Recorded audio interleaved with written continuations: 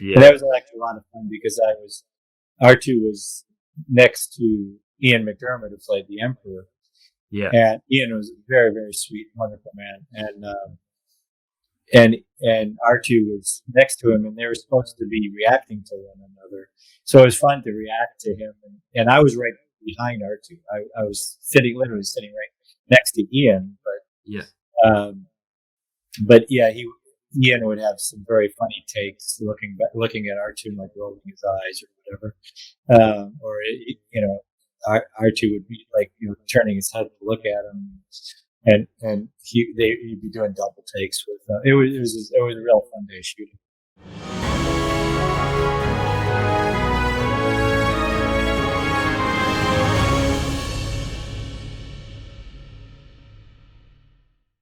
So with R2,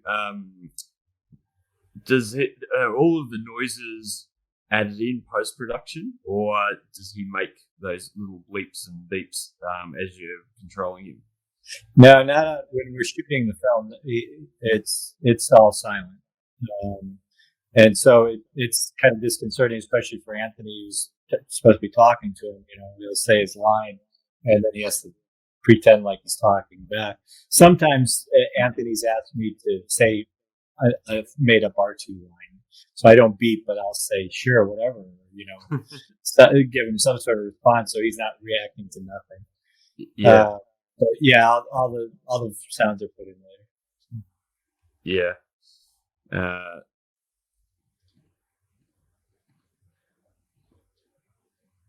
They had a heck of a time on the film because the reflection of the C-3PO, it just reflected everything, including the green screen and everything. So there was a lot of fixing in post where they had to, rotoscope around the green so that it didn't reflect. Or the proper thing reflected. But I mean, the camera crew, everybody lights it. You see everything in C-3PO. It's like shooting into a mirror. Just what you need. A rounded mirror right in the middle of your set. If you watch carefully, particularly if you see it on a big screen, A New Hope, particularly in the desert, you see the camera crew in the back in his chest, his face reflections. That's why it was so dirty in the original films, because they were trying to get rid of that as much as possible.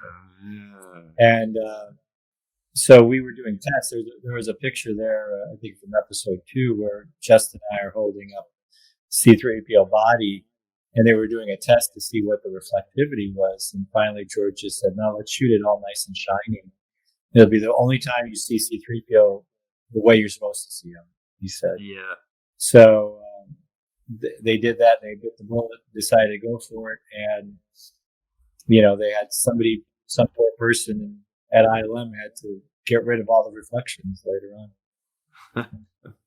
Yeah, that's I think that's the less desirable job, but again, probably somewhere where you got to start doing something to get your way. And this is a cool picture. You're inside a piece of some sort of fighter. Yeah, it's Anakin or Obi-Wan's fighter. Probably Anakin's, because R2's in it. Yeah. And a funny thing about that, I don't know if there's another photo of shooting from the front straight on, but the wings were so thin on that, R2's feet actually dangled out underneath. So I was trying to see if it was. Yeah, there's more shots of this. Well, that one you can sort of see. No, he's not in it. No. These look pretty cool as well. Like the coming down the walkway, the whole thing. Yeah. Green. Yeah, that's supposed to be on Mustafar, and that's how they built to the set. Yeah, there was basically the walkway and then the ground plane. And so occasionally there might be a portion of a wall or something like that they would build. And in some cases they built the whole thing, like in episode 3, the General Grievous's ship that's crashing in the opening when they're rescuing the Emperor.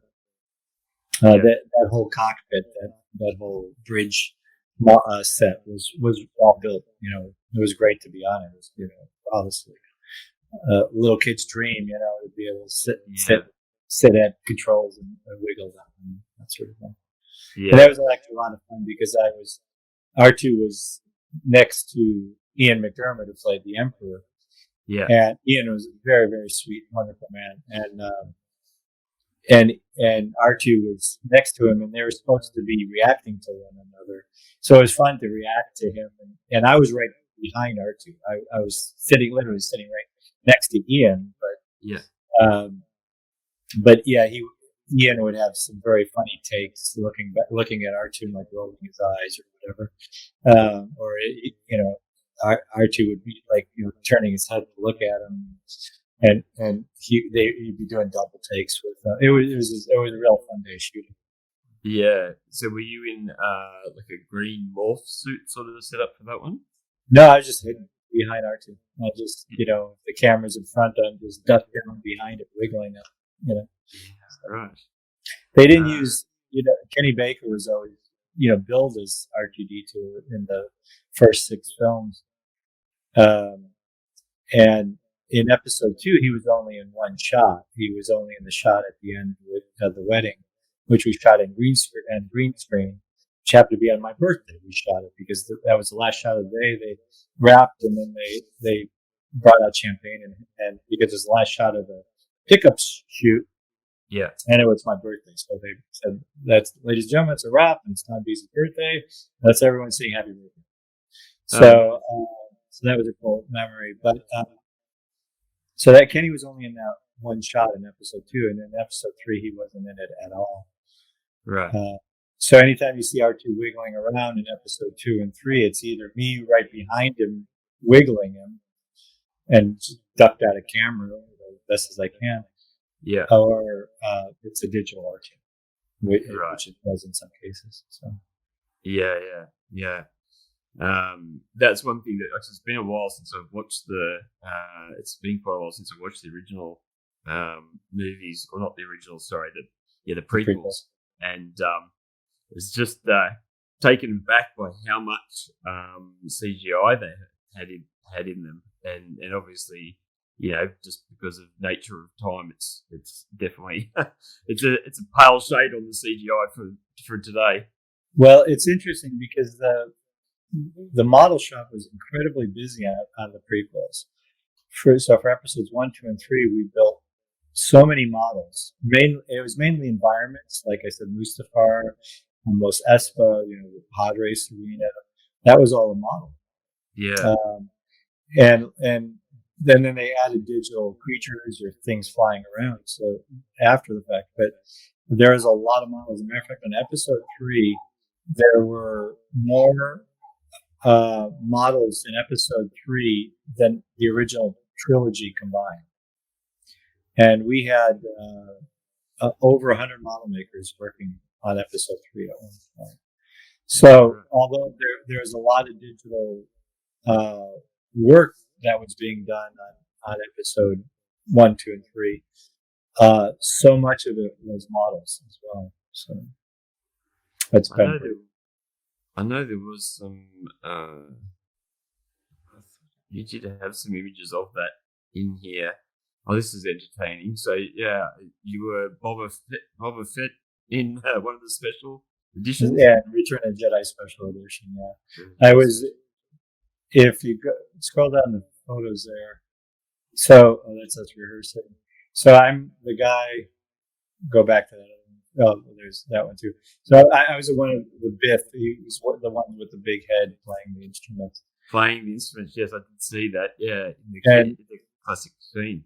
Yeah, and so I was him in the special edition, and then halfway through the day, George decided to add the shot of Boba trying to pick up the girls as a dancing girl. So we went up to the archives at lunchtime. Grabbed the Boba Fett costume, came back, and I put it on and did the shot. So. Yeah, it's pretty fun. I think the element of just those kind of things is like, hey, you're here, you're a body that can act this out. So yeah, and I'm sure it'll be quite fun. So here we are on Hoth in this one. Yeah, that was again for the special edition. That's me at far left, and the guy playing the Wampa is another model maker named Howie Weed, who eventually moved on to the digital world and became a CG artist. Right. And the guy with his back to us is Mark Siegel, who actually worked on the original Ghostbusters and Ghostbusters 2, and he was one of the sculptors of the original Slimer, among many other things. And we're just helping Howie get into his position and whatever there. That's George on the right, and then Dave Carson was in the middle. Who's it looks like a hot and awkward costume to be. That was really bad. And actually, the when we're shooting the special edition, the job of the dance number with the dancers and Bubba picking up the girls, that was a very hot day as well. So we were sweltering in those costumes as well. Yeah. What did they use for the snow? Here, I think it's just like a flake, a plastic flake of some kind. There's some wax. I know the main base of the cave is tinfoil, and it's a very heavy gauge foil, and it's put around a wooden frame and crinkled up and stapled on, and then they spray foam on it, and then to make the icicles and stalactites and stalagmites and everything like that are sculpted pieces of foam, and they drip wax onto it. But I think the snow was just a plastic flake of some kind, probably fake snow from the special effects store. Yeah.